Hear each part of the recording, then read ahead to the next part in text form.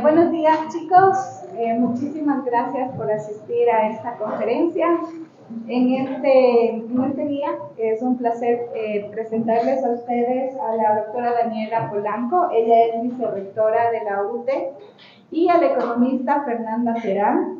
Ella es presentadora del segmento Economía 360 en Telesucesos. Y este día justamente nos van a hablar del tema de habilidades blandas como ventajas competitivas en la economía del conocimiento. La doctora Daniela Polanco es doctora en Economía por la Universidad Estatal del Suroeste de Rusia y magíster en Estudios Socioambientales por la Facultad Latinoamericana de Ciencias Sociales, FLACS. Su formación de base como ingeniera en gestión turística y preservación ambiental por la Universidad UTE le ha permitido desarrollar una visión interdisciplinaria única, integrando la sostenibilidad, la economía y el bienestar social en el ámbito académico y profesional. Actualmente se desempeña en el cargo de vicerrectora en la Universidad UTE. Y María Fernanda Terán es economista por la Universidad Central del Ecuador y maestrante, de hecho creo que ya se graduó, en filosofía con mención en ética, política y sociedad por la Universidad Politécnica Salesiana. Cuenta con más de 15 años de experiencia en el sector público ecuatoriano, con una sólida trayectoria en análisis económico, finanzas públicas, descentralización fiscal y seguimiento estratégico de políticas públicas. Entonces, con ustedes, les dejo a nuestras expositoras para que puedan comentarles este tema tan interesante. Muchas gracias y bienvenidas. Gracias, Pati. ¿Tú hablas o yo? Buenos días con todos. Primero, gracias, Pati, por la invitación y gracias a todos ustedes por estar aquí con nosotros compartiendo este espacio. Bueno, primero aclararles que esto es un conversatorio, así es que si ustedes desean nos pueden hacer preguntas. Nosotros estamos realmente muy cómodas y muy alegres de compartir este espacio con todos ustedes. Bueno, como dijo Pati, yo soy Fernanda Terán y Dani. y Dani Polanco. Bueno, yo voy a iniciar un poco y vamos a hablar un poco nosotros sobre las habilidades blandas como una ventaja competitiva dentro de la economía del conocimiento. Pero para esto nos queremos partir de una pregunta. ¿Por qué los profesionales técnicamente brillantes no logran avanzar en su carrera? Aquí esta es una pregunta que realmente a veces nos rodea mucho sobre la mente, ¿no? Y ya viendo un poco de las estadísticas, hablando un poco de números, sabemos que el 85%, bueno, este es un estudio que nace un poco del Foro Económico Mundial, en donde en este estudio sale que el 85% de estos profesionales que tienen una cualificación alta, de su éxito profesional, hablando netamente de éxito profesional, depende mucho de las habilidades blandas interpersonales, mencionales y cognitivas, y que tan solo el 15% depende del conocimiento técnico y de las habilidades duras o de los conocimientos duros. Pero bueno, el panorama no es tan mal de todas maneras. Antes que nada, yo sí quiero partir un poco de un contexto y hablar un poco un antecedente como tal.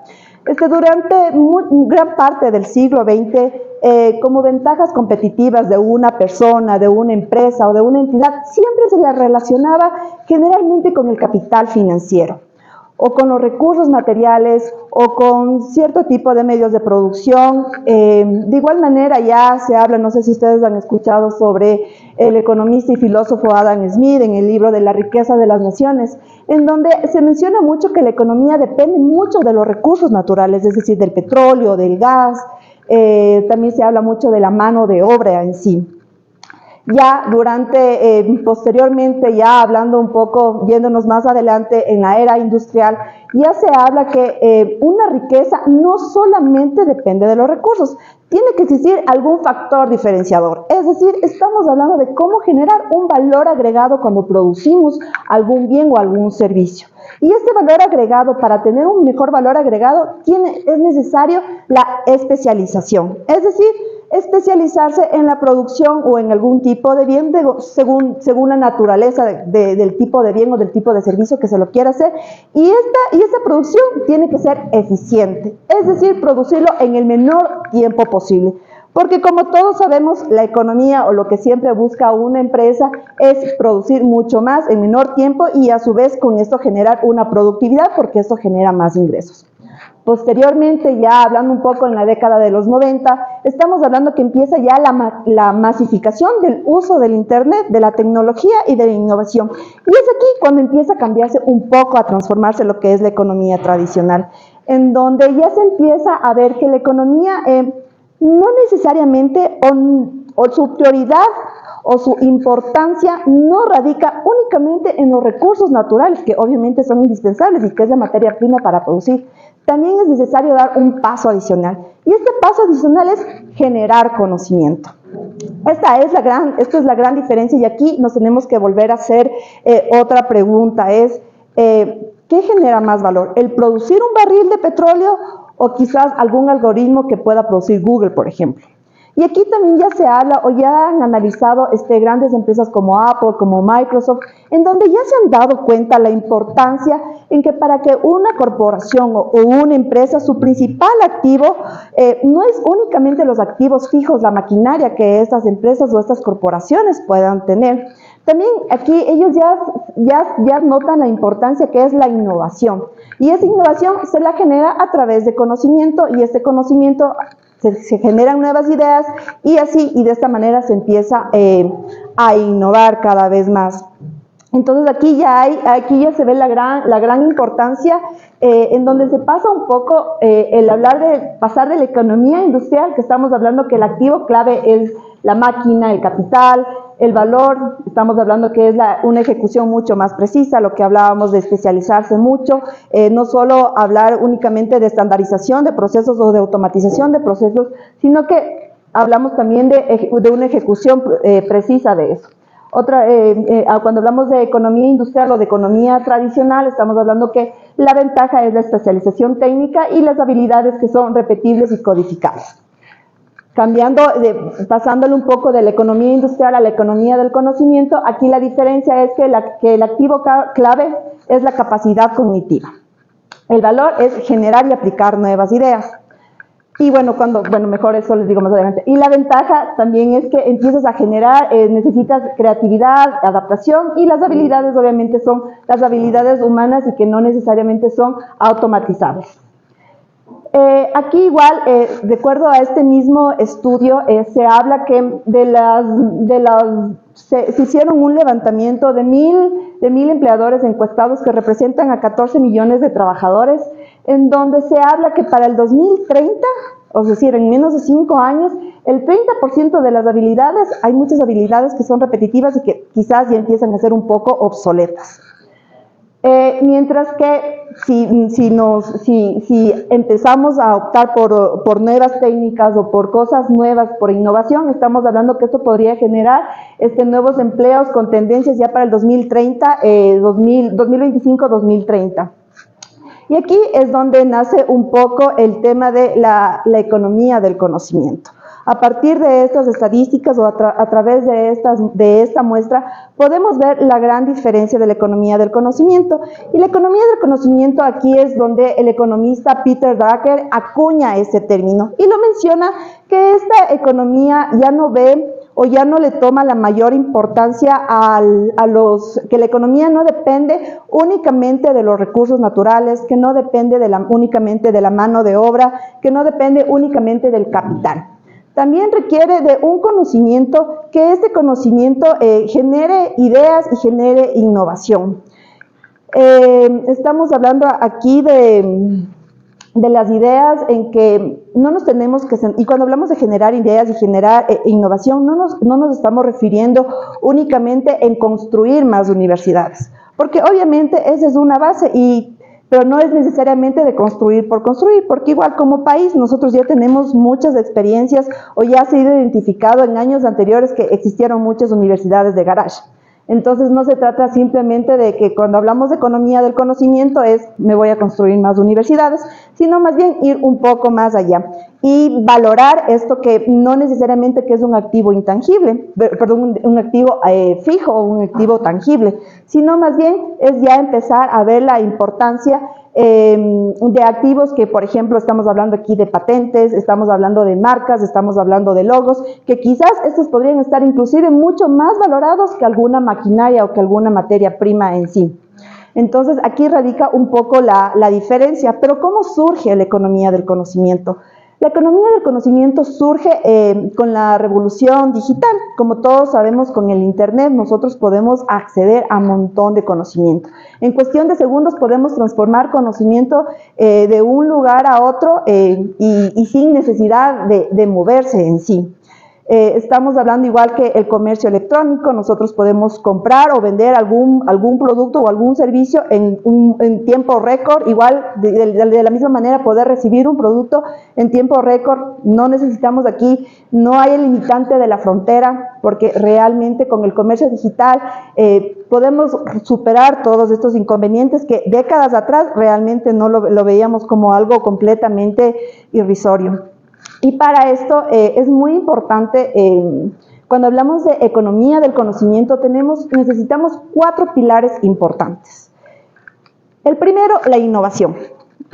Sin innovación no podemos hablar de economía del conocimiento. Y con innovación no me refiero únicamente con crear cosas nuevas. Aquí también es necesario, de las cosas ya existentes, generar mejoras a esos procesos. Es decir, si nosotros ya tenemos identificado toda una ruta que para la producción, por ejemplo, de algún bien o de algún servicio, tenemos identificado toda la ruta, todo el proceso, es más fácil identificar ciertos puntos críticos y a esos puntos críticos poderlos mejorar, solventar, buscar alternativas nuevas. A eso también se refiere la innovación.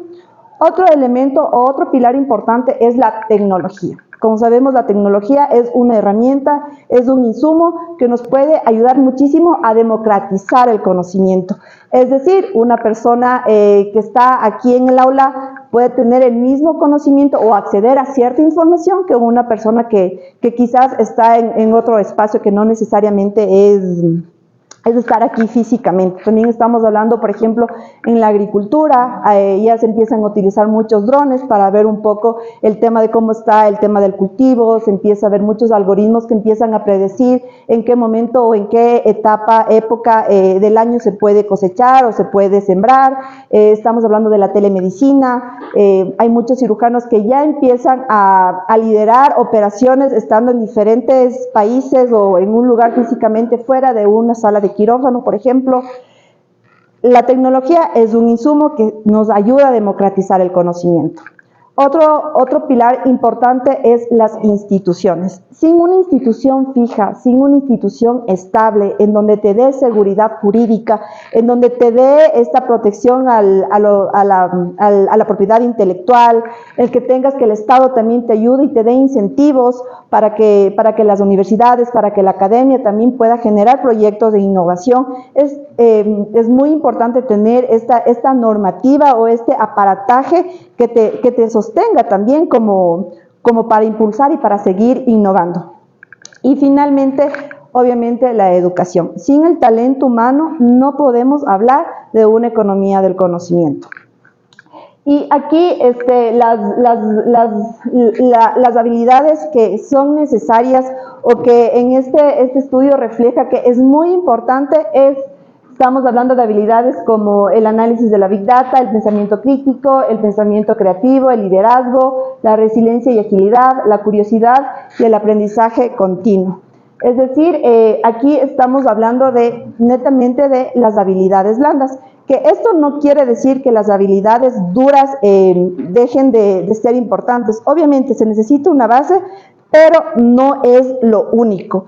Y aquí tenemos y obviamente una de las herramientas que nos permite o que nos ha facilitado también es la inteligencia artificial, que si bien no es un sustituto, sino más bien una herramienta que si es bien usada es algo complementario, más no un sustituto. Y aquí nos hablan claramente de la diferencia, ¿no?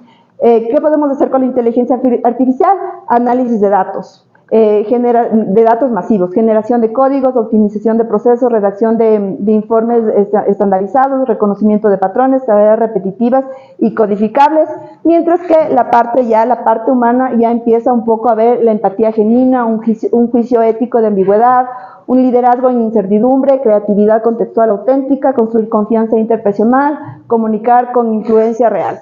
Y bueno, aquí es algo muy importante porque en realidad cuando hacemos un análisis de datos, tenemos una data, yo imagino que ustedes utilizan bastante información de datos para ustedes poder generar modelos o analizar lo que si bien es cierto, la inteligencia artificial te ayuda a poder contener todas estas bases de datos, pero aquí está la parte humana, en donde enfatizar o en donde hacer énfasis o análisis de información. Dándoles un ejemplo real, cuando hablamos, por ejemplo, del índice de desnutrición, estamos hablando que cuando hablamos de desnutrición, generalmente nos fijamos en infantes de 0 a 5 años de edad. Entonces, con el análisis de datos, lo que podemos ver es que bueno, aquí en el Ecuador y sobre todo en la parte del cerro, de la parte sierra centro del Ecuador, es el lugar donde mayor índice de desnutrición hay, y eso te lo puede decir una base de datos, te lo puede generar. Pero ¿qué hay atrás de esos números? Simplemente estamos hablando que gran parte del 80% de niños tienen un nivel de desnutrición. Pero si ya le metemos la parte humana como tal, tenemos que analizar, bueno, ¿cuál es el nivel de instrucción de la madre? La madre terminó el colegio, terminó la universidad.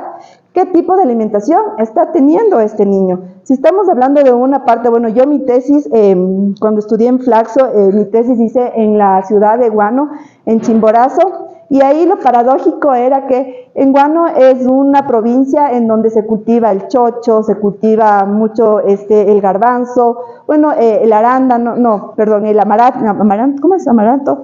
Bueno, muchos cultivos que son realmente ricos en proteínas, con una alta calidad nutricional. Sin embargo, es donde más desnutrición había. Entonces, ahí está la paradoja de cuál es esta contradicción. ¿Por qué si ellos tienen todo para producen y pueden consumir, por qué no lo consumen? Entonces, aquí viene un poco la parte de la globalización. ¿Cómo influencia la globalización en el tipo de cómo los chicos prefieren un dorito, un cachito, que consumir algo que ellos pueden producir y que relativamente les sale más barato porque no es que tienen que salir fuera de su cantón como para poder consumir? Entonces, aquí está la parte humana.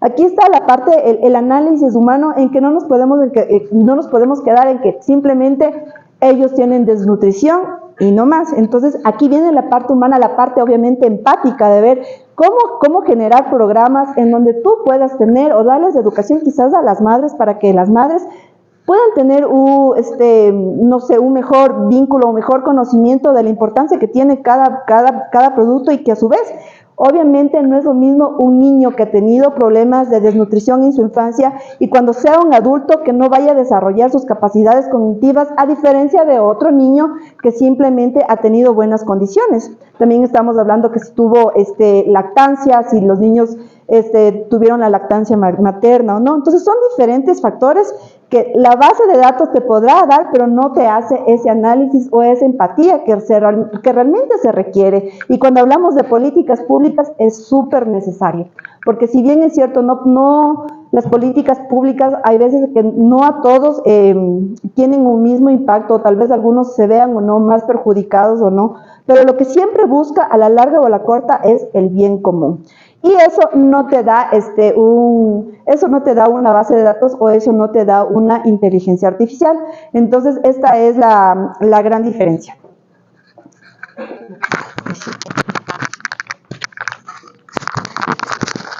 Gracias, Fer. Bueno, yo quería preguntarles, a todos estudian aquí que es de ingeniería civil. Sí, ingeniería civil. ¿Y en qué semestre están?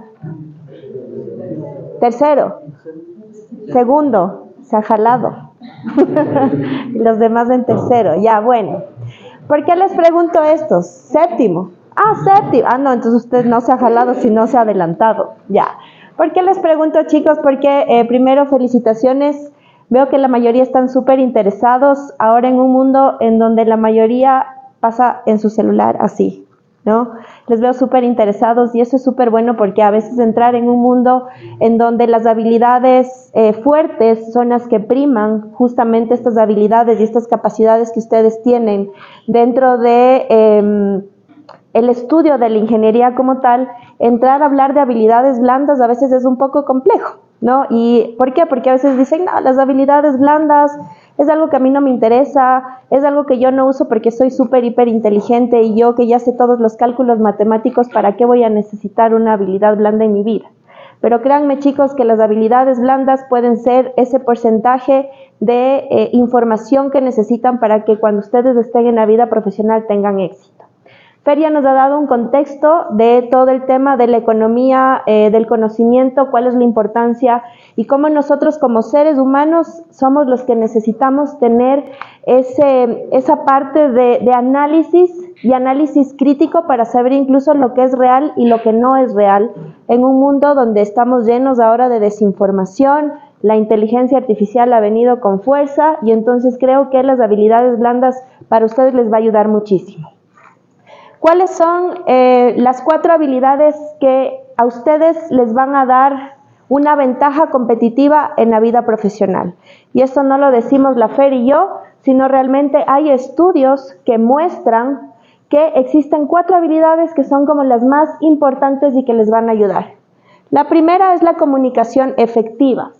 Y a veces decimos, siempre estamos hablando de comunicarnos bien, ¿no es cierto? La comunicación efectiva, ¿qué es la comunicación efectiva? A veces pensamos que solamente es hablar bien, pero realmente no es así. La comunicación efectiva tiene también otras cosas importantes. Tiene que ser primero clara. La comunicación efectiva necesita tener una expresión oral, pero también una expresión escrita clara. A veces entramos en conflictos innecesarios solamente porque no sabemos decir las cosas, no sabemos transmitir el mensaje. Entonces es súper importante que tengamos una comunicación clara. Cuando ustedes ya se gradúen, vayan a trabajar con un jefe, teniendo sus propias empresas, con compañeros de trabajo, créanme que lo más importante es saber qué decir y cómo decir. Sí, yo me imagino que ahorita trabajando en grupos, en las materias, porque siempre nos toca trabajar en grupos, ¿no es cierto? A veces hay conflictos, a veces dicen, ay, es que el profe no me entiende. ¿Cómo le va a entender si usted mismo no se comunica de una manera efectiva, ¿no es cierto? Segundo punto, adaptación. Hay que adaptar el lenguaje que tenemos a las situaciones en las que nos encontramos. La adaptabilidad, créanme chicos, que es una de las habilidades blandas más importantes. Nosotros sabemos que la vida se ha empezado a acelerar incluso mucho más después de la pandemia. La tecnología nos ha abrumado de tal manera que tenemos que adaptarnos. Feria mencionaba que desde aquí al 2030 van a existir incluso competencias y habilidades que van a quedar obsoletas. ¿Eso qué quiere decir? Que nosotros necesitamos ser adaptativos en un mundo cambiante. Y esto también tiene que ver con la comunicación. Yo no puedo hablar aquí con ustedes cuando estoy dándoles esta explicación, tratando de que ustedes me entiendan, me presten atención, que con mi grupo de amigos. Capaz si me conocen con mi grupo de amigos y dicen, no parecía más seria, ¿no es cierto? ¿Ya? Y lo mismo en los ambientes laborales. Uno tiene que adaptarse a los ambientes laborales en este tema. Y la escucha activa, créanme que eso es lo que nos falta casi a todos. Siempre pero es que tú no me escuchas. Yo, no, tú no me escuchas. Y entre que el uno no se escucha y el otro tampoco, no se llega a ningún acuerdo. Créanme, yo también soy docente y una de las principales falencias que tienen los estudiantes y se caen en los exámenes, ya incluso en los exámenes de final de carrera, es porque no saben escuchar. Contestan antes de que uno termine de hacer la pregunta, ¿no? Entonces uno dice, pero yo sé que usted sabe, pero no me escuchó la pregunta. Escuchen, chicos. Lo primero, créanme que a veces cuando uno aprende a escuchar, la persona que está hablando te contó el problema, se quejó, criticó, solucionó y al final lo único que quería era que escuches. Y tú dices, yo no hice nada y te va agradeciendo. Gracias, gracias. Eso es escucha, ¿no? Aprender a escuchar. Segunda parte, la adaptabilidad que ya les había hablado en su inicio, pero la adaptabilidad de comunicación y ahora es la adaptabilidad en todo momento. Primero, LinkedIn nombró la adaptabilidad como la habilidad del momento. ¿Por qué? Por esto que les decía, ¿no? Que todo va cambiando, todo va cambiando. Nosotros no podemos pensar que no nos podemos adaptar. Y yo les cuento como una experiencia hace muchos años, cuando todavía no habían celulares con WhatsApp, ¿ya? Yo me rehusaba y decía, yo no voy a tener ese WhatsApp. ¿Para qué voy a tener ese WhatsApp? Yo con mi teléfono, el viejito, yo con tal de llamar, a mí el que quiera hablar conmigo, que me llame. Bueno, entré a trabajar en la Secretaría de Comunicación En una reunión todos, bueno, te paso la información por WhatsApp. Es que no tengo WhatsApp. ¿Cómo no vas a tener en este mundo? Uno tiene que adaptarse y cambiar. Yo no me puedo rehusar a cambiar a cosas que el mundo me está pidiendo. Y yo creo que ustedes, dentro de su estudio y su formación dentro de la universidad, van a lograr adaptarse. Me imagino que ya se han de haber adaptado también a muchas cosas. A ustedes les ha de haber tocado las clases virtuales en el colegio, ¿no es cierto? Eso fue adaptación. Si para ustedes fue duro, créanme que para nosotros los profes fue el triple de duro, ¿ya? Y hasta ahora creo que hay muchas personas que les cuesta, ¿no?, esta adaptación. Pero yo creo que por eso LinkedIn la nombra como la habilidad blanda más importante. Hay que saber adaptarse. Flexibilidad técnica. ¿Por qué? Porque las herramientas cambian, pero las personas no. Las herramientas pueden cambiar de un día al otro. La inteligencia artificial que está ahora, ¿no es cierto? Han visto cómo sigue saliendo el ChatGPT, ya creo que hay versión 5, 6, 7, la paga, la no paga, la de 20, la de 200. Claude ya hay la de 200 que hasta Estados Unidos bloqueó, ya no se puede utilizar. Hay las que son las chinas que se puede utilizar gratuitamente. Y eso va cambiando de semana a semana. Entonces nosotros tenemos que aprender y tenemos que estar súper abiertos a adaptarnos. Esa, aunque ustedes no lo crean, es una habilidad blanda. Las herramientas y el que yo aprenda a usar la habilidad, la herramienta es perfecto. Pero el que yo tenga la capacidad de adaptarme fácilmente es una habilidad blanda. La tolerancia a la ambigüedad. ¿Por qué? Porque hay que actuar efectivamente aunque no se tenga toda la información. Y eso nos pasa ahora muchísimo. A veces no se tiene toda la información que se necesita para tomar alguna decisión. Casi todo es ambiguo ahora en la vida, ¿no? Pero uno tiene que saber tomar decisiones en esos aspectos. Y el aprendizaje continuo. Qué importante es el aprendizaje continuo. Y yo aquí sí les quiero hacer una reflexión. Y es que piensen, o más bien dicho, que no piensen que la universidad y que el proceso de aprendizaje en la universidad solo es lo que ustedes ven aquí en las aulas. Créanme que cuando ustedes salen a la vida profesional, cuando uno como profesional está buscando personas que trabajen dentro del equipo de uno, va a comparar, ¿no es cierto? Y dicen, ay, pero ¿cómo ahora piden que tenga 25 años, que tenga 10 años de experiencia? Y que, ¿no es cierto? Nos quejamos de eso. Pero créanme que sí hay.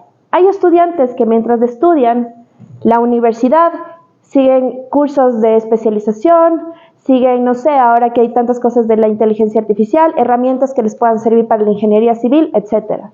El estudio continuo, chicos, es súper importante. Y no piensen que solo los médicos son los que, porque se pensaban, no, es que si tú estudias medicina tienes que estudiar toda la vida.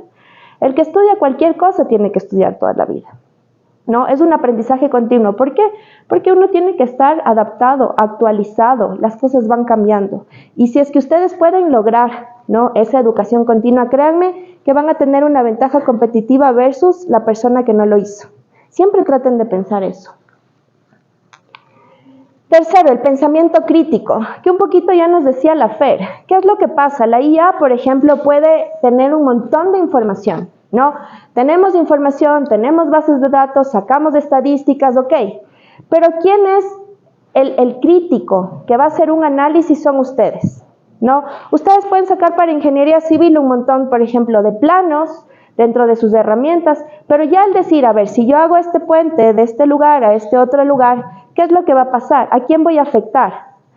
La IA me puede decir, perfecto, haz el puente de tal a tal lugar, pero de ahí ustedes ya van a ver la situación real de ese territorio, tal vez voy a afectar a comunidades, tal vez voy a afectar mucho el ambiente, ¿qué es lo que va a suceder? ¿Quiénes son los que van a tomar esas decisiones? Ustedes. No la inteligencia artificial, no las herramientas. Y ese pensamiento crítico tienen que ustedes empezar a tener. Que estoy segura que también ellos le tienen, pero hay que fomentarlo. ¿Qué más? Lo que a ustedes les va a diferenciar como ingenieros es justamente este criterio que puedan tener. Cuando se les pregunta, o cuando ya a los profesionales se les pregunta para la toma de decisiones, ¿uno qué quiere? El criterio del especialista. Pero el criterio del especialista no es el que te diga aquí están los resultados, sino es el que justamente puede hacer todo este análisis contextual de algún lugar en específico, de alguna temporada en específico, etc.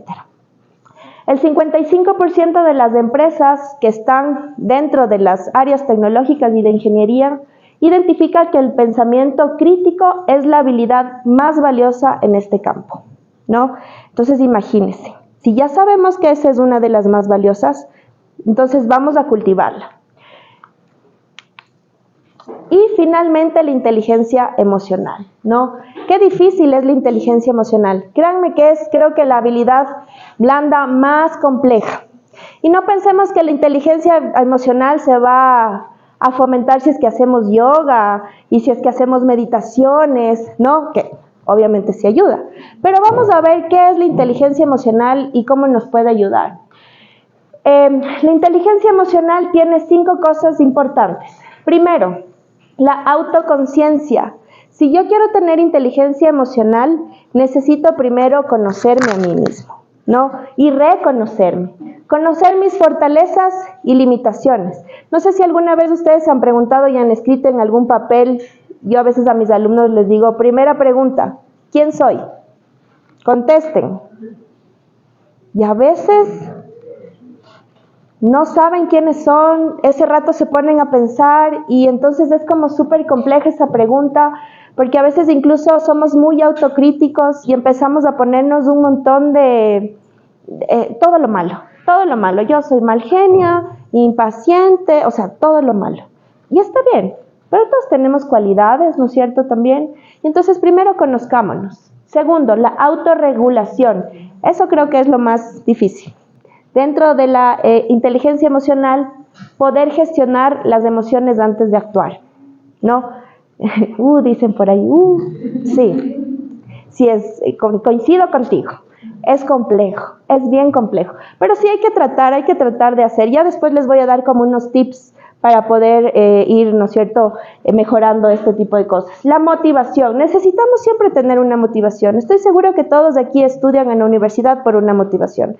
Diferentes tipos de motivaciones, puede ser porque quieren ser grandes profesionales, porque quieren trabajar en alguna empresa súper grande, quieren tener su propia empresa, por sus familias, por ustedes mismos, etcétera, ¿no es cierto? La empatía, leer el estado emocional de los demás con precisión es complejo. Con que seamos empáticos de la manera en decir, yo y tú no somos iguales y estoy de acuerdo en lo que tú dices, no comparto, pero ok, no nos peleemos por eso. Creo que ya vamos un paso más allá.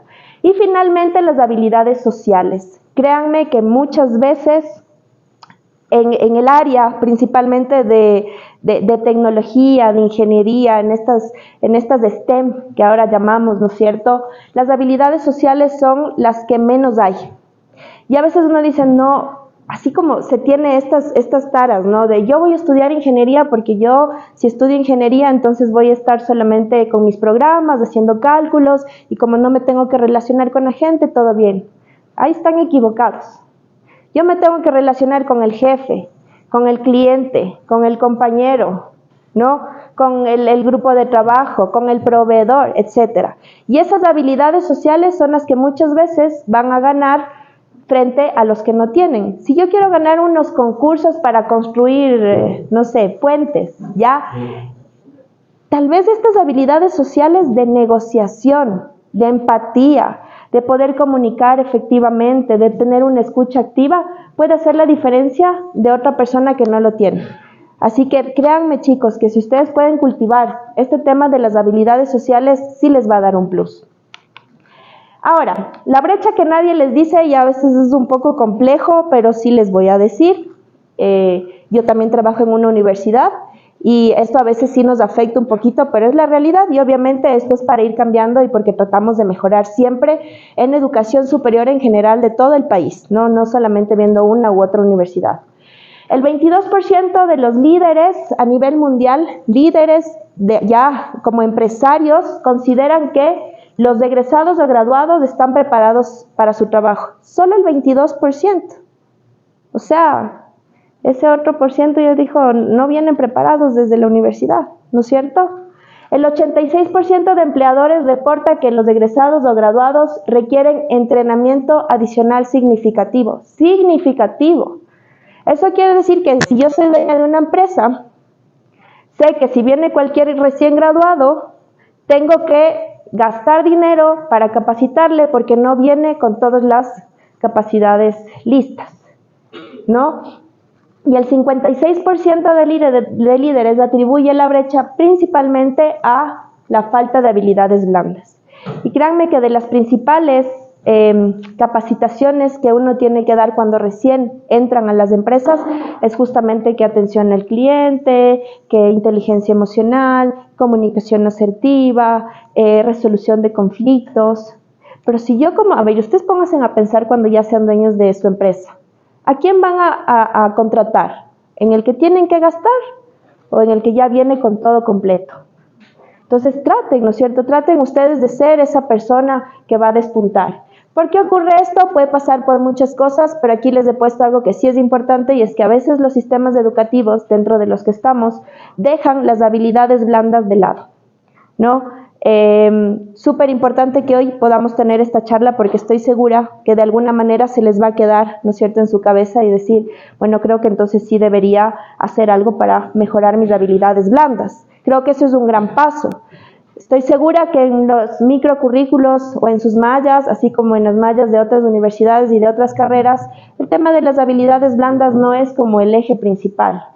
Pero miren qué es lo que dicen los empleadores, pero miren qué dicen los líderes a nivel mundial. Entonces ahí nos da que pensar, ¿no es cierto?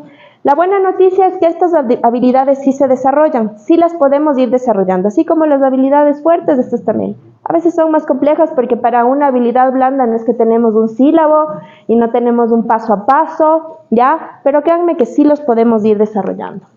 ¿Cómo desarrollarías entonces estas estrategias, estas habilidades? Y les doy ahí 5 estrategias, que pueden haber muchas más, pero es al menos unas recomendaciones. Primero, buscar retroalimentación estructurada. ¿Alguna vez les han preguntado a sus compañeros, oye, ¿cómo me comunico? Porque así he escuchado, yo a él nunca le entiendo lo que dice. Si a mí me pasaran diciendo eso, digo, chuta, creo que si todos me dicen eso, tal vez algo está fallando en mi comunicación. Pregunten a sus compañeros, pregunten a sus conocidos, ¿cómo me comunico? ¿Me entiendes cuando me estoy comunicando? ¿Me estoy comunicando bien? ¿Qué hace falta? Esa es una retroalimentación. Y sean duros, no groseros, no malos, ¿ya? Sean duros en el sentido de que sean honestos. Decirles, ¿sabes qué? O sea, a veces no te entiendo muy bien lo que quieres decir porque te saltas de una cosa a otra cosa y a veces no te entiendo. Trabajemos en eso. Acepta la incomodidad deliberadamente. Ya cuando nos dicen que estamos fallando, ya no nos gusta. Pero hay que aceptar. El primer paso siempre de todo, ¿no es cierto? Como dicen, aceptar. Y esto también es eso, ¿no? Aceptar. Practiquen la reflexión metacognitiva. ¿Qué es esto? Cuando yo a veces estoy en alguna situación compleja, cuando yo estoy a veces dando un discurso, cuando a veces estoy tomando una decisión difícil, ya hago algo ese momento, digo las cosas de una manera, esperemos que pase un tiempito, unos 5 minutos y pensemos, ¿qué hice? ¿Hice bien? ¿No hice bien? ¿Qué podría mejorar? Pero no para darnos con el látigo y decir, soy lo peor, nunca hago bien las cosas, no. Ok, no hice bien, ¿qué puedo hacer mejor para la próxima? Todo es mejorable en la vida, ¿no? Todo, absolutamente todo. Entonces, siempre podemos estar pensando esto, ¿no? Siempre podemos hacer este pensamiento. ¿Qué haría diferente? Si yo tomé en ese momento, en una circunstancia, una decisión difícil y tal vez no funcionó como quería, ¿qué puede pasar? Pensemos, ¿qué haría diferente la próxima? Y la próxima lo hago diferente, pero es porque ya lo pensé. No nos hagamos los locos que somos buenísimos para hacernoslo, ya dije. Ya está, no, ya pasó, ya está, ya dije, pero ¿qué voy a hacer diferente la próxima vez? Lean fuera de su disciplina. ¿Quién de aquí lee, por ejemplo, poesía, literatura, filosofía?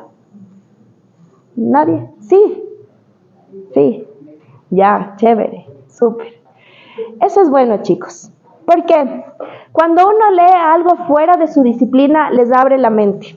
Les abre la mente a conocer otras cosas.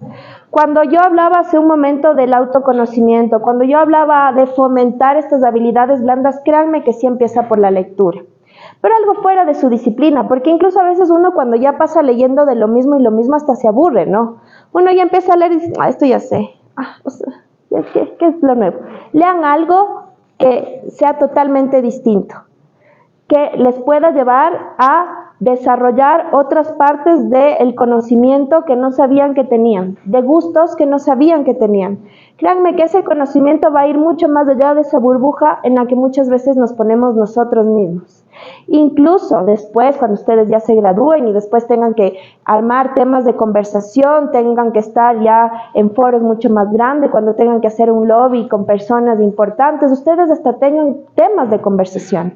Créanme que eso les va a dar también un plus. Y trabaja con personas distintas a ti.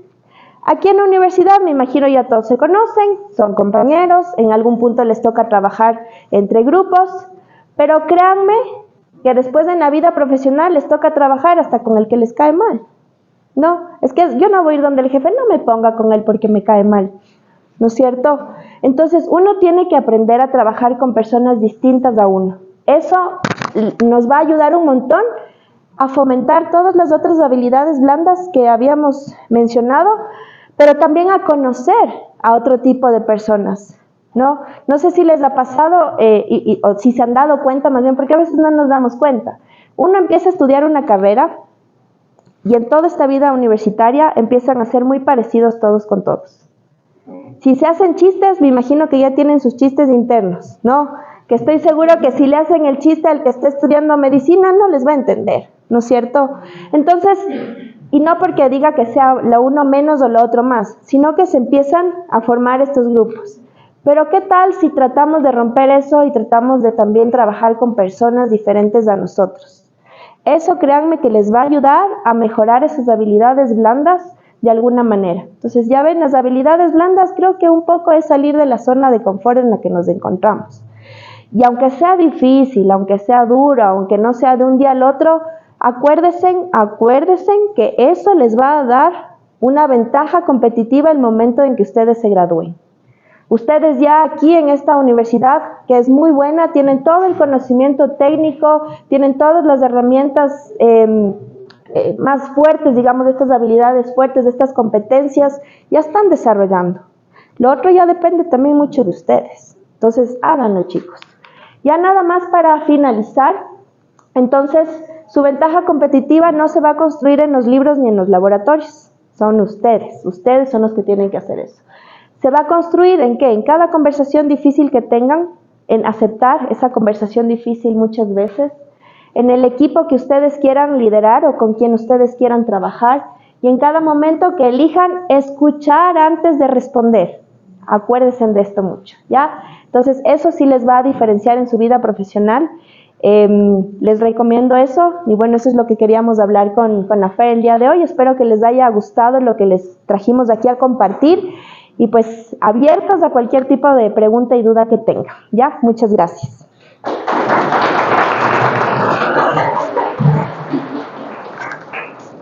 Bueno, muchísimas gracias, Dani. Como ustedes ven, chicos, la idea de esta conferencia era justamente salir de lo que ustedes ven en las aulas todos los días y que puedan mirar esto de la mano de dos mujeres profesionales. En este caso, permítanme hacer énfasis en que somos mujeres, ¿cierto? Con nuestro público aquí de nuestros estudiantes. Y les invito justamente que ahora ustedes puedan hacerles preguntas, ¿sí? Que es lo que siempre les decimos en clase. En este caso, no se queden guardados, no tengan miedo, porque esto que les están comentando Fer y Dani es justamente lo que les va a ayudar en un futuro. No sé si han escuchado a sus compañeros que están por graduarse, a los chicos que están ahorita en séptimo, ¿no es cierto? Ese temor que tienen de, ¿y ahora qué va a pasar? ¿Ahora que estoy trabajando? ¿O qué voy a hacer en mi práctica preprofesional? Entonces, aprovechemos, chicos, y les invito a que sientan curiosidad, hagan preguntas, por favor. Primero, Fernando, nos dio un gusto conocerles por primera disposición. Tiene un poco de Fernando, pero por primera también. Pero quería hacerte una pregunta también. Una de las habilidades era la adaptabilidad. Dentro de esta, el aprendizaje continuo. Yo tengo una parte de la carrera de ingeniería ambiental y es la parte de la ingeniería que recién está creciendo. Por tanto, el cambio de esta tiene un mundo de cambios. Y ahora está cambiando a cada momento. Y el concepto de aprendizaje continuo también tiene que ver con algo, que es a qué nivel de plata para capacitar. ¿Ya? Entonces, sí, como tal es tener aprendizaje continuo, pero ¿a qué? Entonces quería saber desde tu punto de vista, ¿cómo saber para dónde ir? ¿Qué capacitarte con tantos cambios que tú piensas en ingeniería? Entonces, ¿cómo saber qué es lo que para lo que te estás capacitando está bien, nos dará plata en algún momento o no? Tenemos que cambiar el rumbo. Ya, gracias por tu pregunta. A ver, yo primero lo que les puedo decir es que en todo lo que se capaciten, créanme que les va a servir, en todo. En todo lo que ustedes aprendan dentro de su vida laboral les va a servir. Si es que ustedes salen y entran a una empresa y primero están sacando copias, créanme que el sacar copias después les va a servir.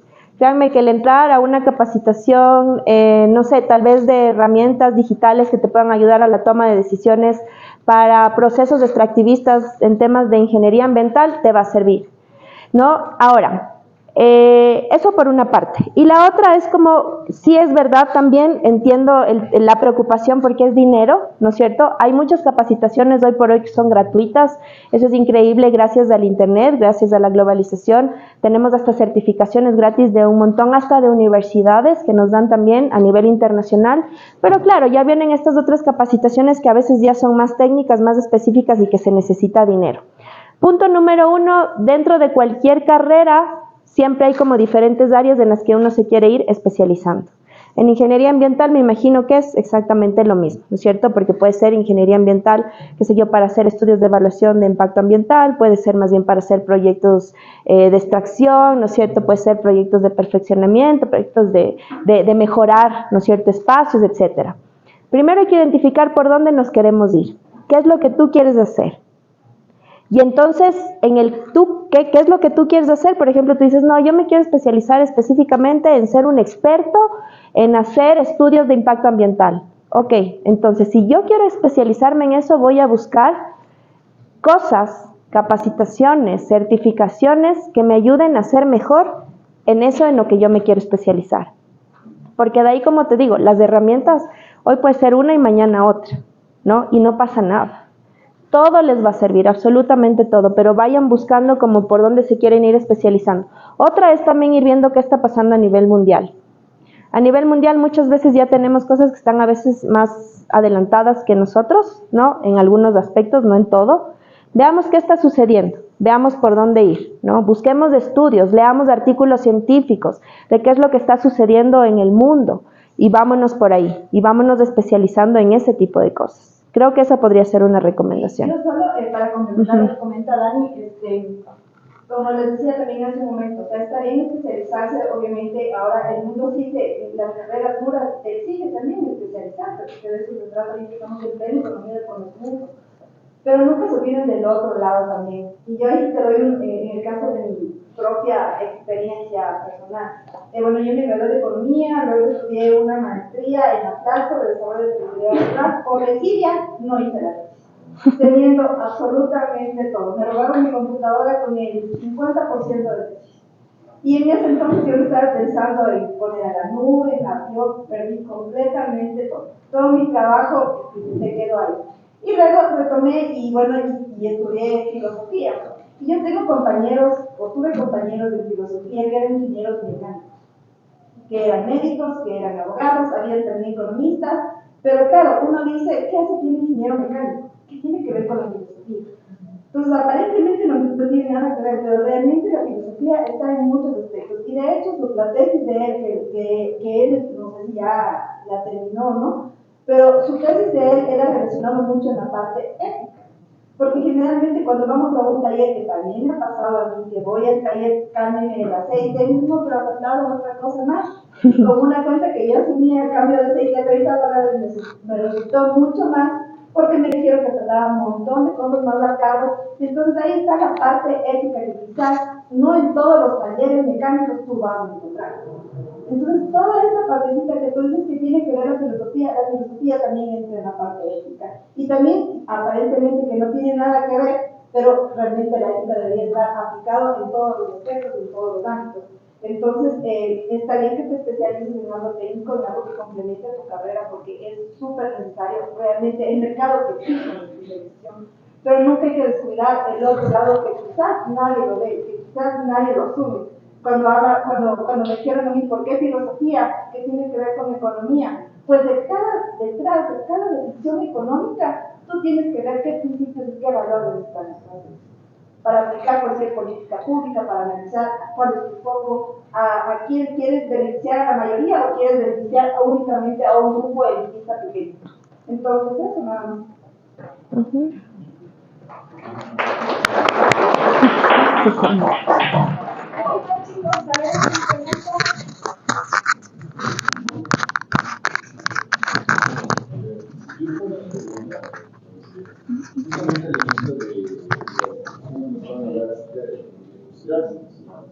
Y bueno, la economía industrial también se dirige hacia todos ciertos principios de la economía capitalista. Entonces, muy bien se sabe que la economía capitalista, a pesar de que ha llevado muy bien como comunidad, ha generado muchos también problemas sociales, sobre todo de desigualdad social. Entonces, mi pregunta es, la economía del conocimiento, ¿qué es exactamente lo que podría ayudar? ¿Cómo esto podría cambiar? ¿De qué forma simplemente no estamos dando un paso para la gente que está preparada y para los que no, qué pasa de ellos? Entonces, ¿cómo se podría resolver este problema? Bueno, yo creo que este es un desafío actual. Este es un desafío actual porque si bien es cierto, la tecnología, como se mencionó, te ayuda a democratizar el conocimiento, es decir, que podemos acceder, pero si nos ponemos a analizar en el área urbana versus la rural, es una realidad completamente distinta. No solamente porque el nivel de instrucción de las personas que están en el área rural quizás es menor al nivel de instrucción que están aquí en la ciudad, sino también estamos hablando de la parte de acceso. No todos tampoco tienen acceso al Internet. Entonces, yo creo que este es uno de los desafíos que aquí en el Ecuador todavía necesitamos superar. Si hacemos una comparación en cuestión del PIB, todo lo que el Ecuador invierte en innovación y en desarrollo, en comparación del PIB, es del 1%. Si nosotros hacemos este análisis en comparación de América Latina, de Argentina, no nos vayamos tan lejos, estamos hablando del 3 y del 5%. Entonces, solo viendo entre países estamos viendo que la brecha es amplia y hablando ya a nivel interno, solo área rural, vemos que la comparación es completamente, o sea, es una brecha amplia que definitivamente se necesita del Estado, pero también se necesita de la parte privada, que también exista un interés en invertir más y obviamente con el apoyo del Estado, porque no podemos hablar únicamente que el Estado por un lado y la parte privada por el otro. Realmente estamos hablando de sinergias que tienen que ser complementarios para que las cosas funcionen y obviamente siempre buscar el bien común. Muchas gracias. ¿Alguien más, chicos? ¿Alguna pregunta? ¿Animan? ¿No? ¿Se animan a preguntar? No se acholen.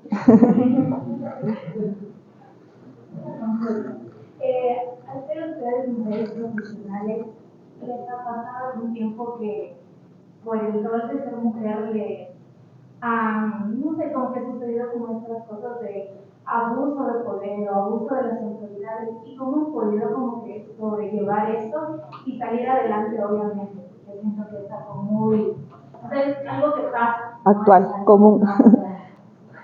Ya.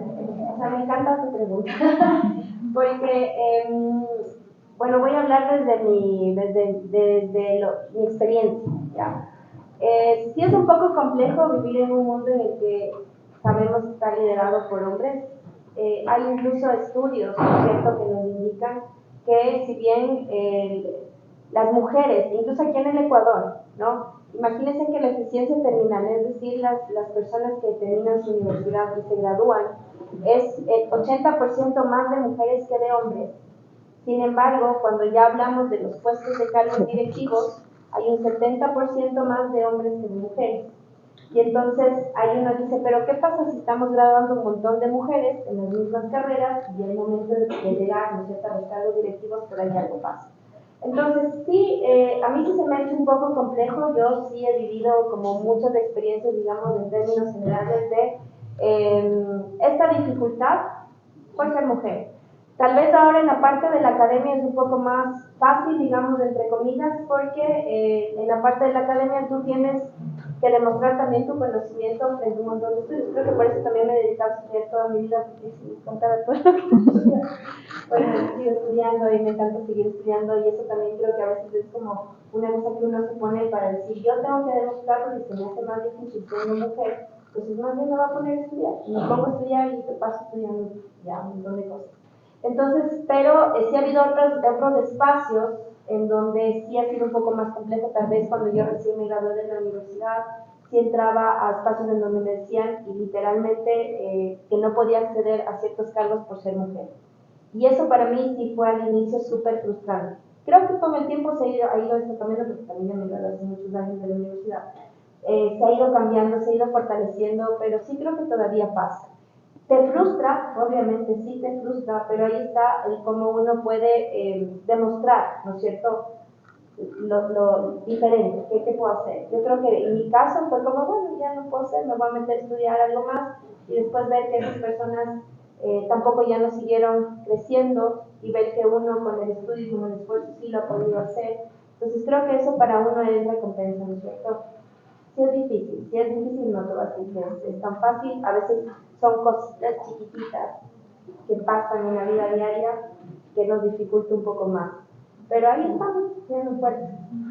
No sé si la fe tal vez, yo no soy mamá, pero yo creo que incluso esto se dobla, ¿no? O sea, los esfuerzos que se hacen incluso son muchos más cuando tú en la vida profesional, adicional en lo que tienes que trabajar, adicional en lo que tienes que estudiar, y adicionalmente eres mamá, ¿no? Entonces, yo por ejemplo, eso no tengo hijos, y yo creo que también por eso me dedico a hacer otras cosas, pero la fe también se ha sido mamá y he logrado también sacar adelante, ¿no? Sí, o sea, es verdad, el techo de cristal existe. O sea, hay que ser realistas.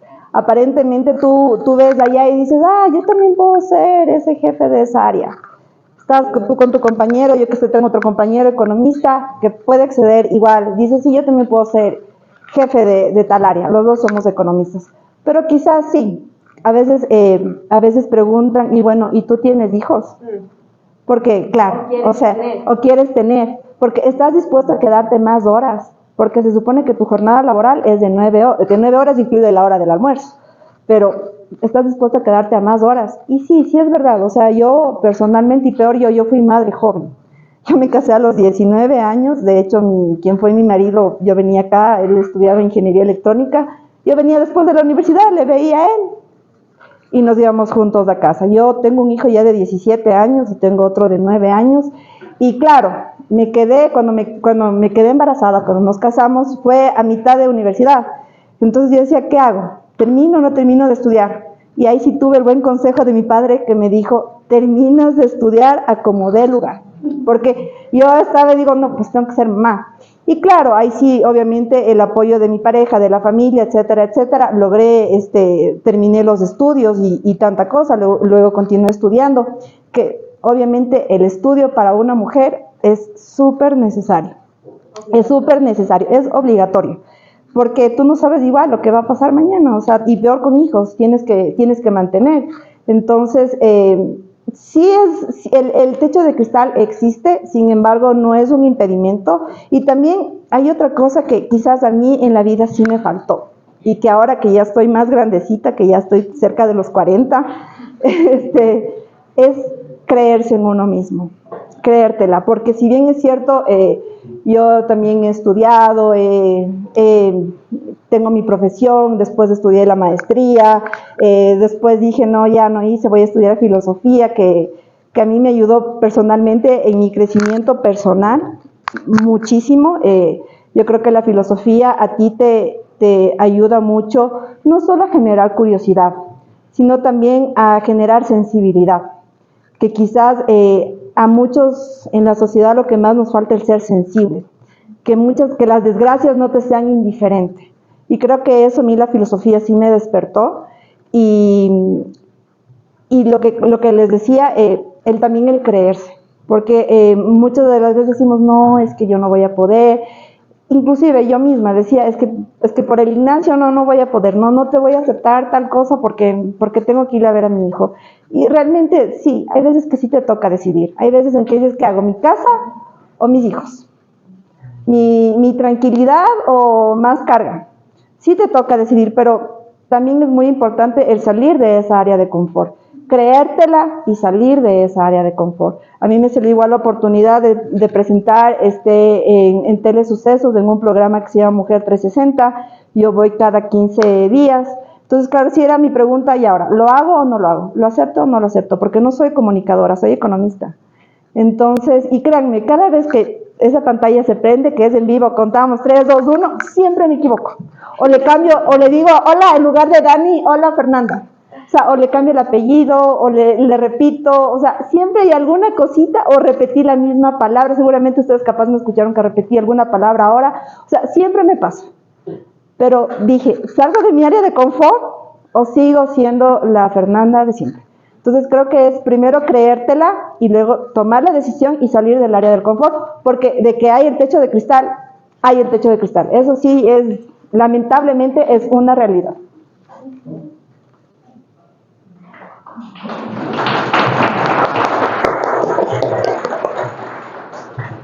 Bien, chicos, ¿alguna pregunta adicional tal vez?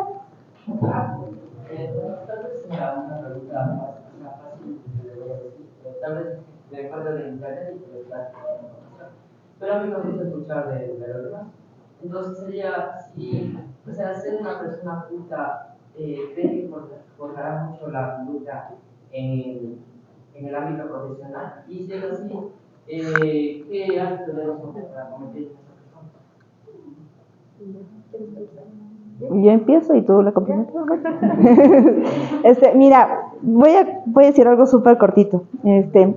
Yo creo que va a sonar a veces un poco crudo, pero yo conozco a muchos cretinos siendo PhDs, o siendo economistas, o teniendo cualquier título de cartón. Y también conozco a mucha gente educada, culta, que su nivel de instrucción logró llegar al colegio.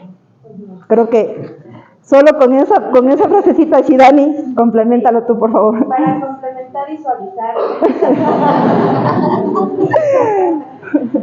la cruda realidad, ya, porque es la verdad. El ser culto yo creo que incluye un montón de cosas. Yo no te podría decir como por dónde ir, porque es lo que a uno también le interesa ser en la vida. O sea, si tú quieres leer de algo, si tú quieres aprender de algo, yo como les decía, todo les va a servir. Todo les va a servir. Lo que tú tienes que hacer es como autoalimentar lo que tú eres. Entonces, si tú piensas que si vas a leer, no sé, un libro que puede ser educación emocional, ¿ya? Bueno, pues eso te puede ayudar y si es que a ti te ayuda porque es algo que tú no conoces, perfecto, ¿no? Lo que uno tiene que hacer es siempre estar aprendiendo. Eso es lo más importante. Y créanme que mientras uno más aprende, más se da cuenta que sabe menos, ¿no? Yo, mientras más he estudiado, me he dado cuenta de que menos sé. Así es, ¿Ya? Sócrates está ahí. Y es la realidad, y por eso después digo, chuta, ya estoy acabando, y ahora que me voy a meter a estudiar, y yo, ya cálmate, yo no, pero, porque, y no hablo de la educación netamente formal, o sea, no estoy hablando de llenarse de títulos, no, tampoco, sino, ¿qué es lo que a ti te hace crecer como persona? ¿Qué es lo que a ti te puede hacer, como decir, yo creo que tal vez soy débil en esto, voy a buscar algo para ser mejor en esto? Entonces creo que eso es lo que te puede ayudar en realidad, porque si que tú le buscas en la IA, capaz que te dice, te voy a dar 10 libros que de aquí en 3 meses te van a hacer más culto. Ya, y en conclusión, si tú lees estos 10 libros, ¿no es cierto? Esto va a ser ChatGPT. Pero creo que ya depende de uno, ¿no? ¿Qué es lo que uno quiere aprender? ¿Qué es lo que uno quiere mejorar en la vida?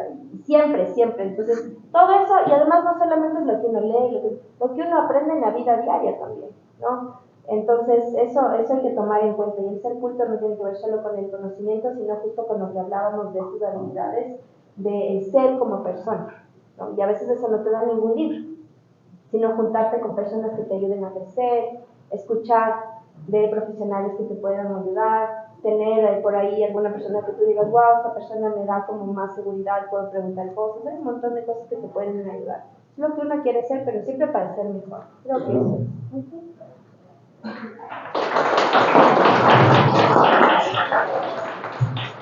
Bien, chicos, entonces yo quiero agradecerles a Fer y a Dani su asistencia, el haberse tomado un tiempito para compartir esta experiencia con ustedes.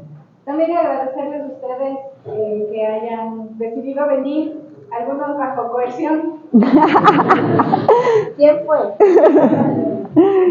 Pero yo creo que al final fui viendo cómo algunos tenían su mirada clavada en el celular y después fueron levantando la vista y después fueron centrándose un poco y después fueron escuchando. Entonces, la verdad es que estas charlas, justamente el propósito es eso, que ustedes vayan abriéndose a lo que va a ser la vida, que puedan conocer experiencias propias, que puedan aplicarlas en su propia vida y que justamente si tienen estas oportunidades no se queden con el ¿y qué hubiera pasado si yo hubiera preguntado? Sino es que se animen, se arriesguen, pregunten y no tengan miedo de seguir aprendiendo. Eso, chicos, muchísimas gracias de verdad por haberse tomado este tiempo de compartir y que ustedes también puedan abrir su vida. Muchísimas gracias, chicos. Gracias. Y ojalá tengamos más oportunidades de compartir estos temas. Muchísimas gracias.